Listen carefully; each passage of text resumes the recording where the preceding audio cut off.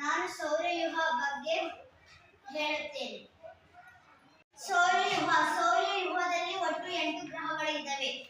1ನೇ ಗ್ರಹ ಬುಧ, 2ನೇ ಗ್ರಹ ಶುಕ್ರ, 3ನೇ ಗ್ರಹ ಭೂಮಿಯ ಉಪಗ್ರಹ ಚಂದ್ರ, 4ನೇ ಗ್ರಹ ಮಂಗಳ, 5ನೇ ಗ್ರಹ ಗುರು, 6ನೇ ಗ್ರಹ ಶನಿ ರಿಂಗನ್ನು ಹೊಂದಿದೆ, 7ನೇ ಗ್ರಹ ಯುರೇನಸ್, 8ನೇ ಗ್ರಹ ನೆಪ್ಚೂನ್. ಸೂರ್ಯನ ಅತಿ ಹತ್ತಿರವಾಗಿ ಇರುವ ಗ್ರಹ ಬುಧ, ಸೂರ್ಯನ ಅತಿ ದೂರವಾಗಿ ಇರುವ ಗ್ರಹ ನೆಪ್ಚೂನ್. ಈ 8 ಗ್ರಹಕ್ಕಿಂತ ದೊಡ್ಡವಾದ ಗ್ರಹ ಗುರು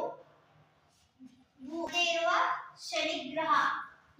ಶನಿ, ಯುರೇನಸ್, ನೆಪ್ಚೂನ್ ಮಧ್ಯೆ ಇರುವ ಯುರೇನಸ್.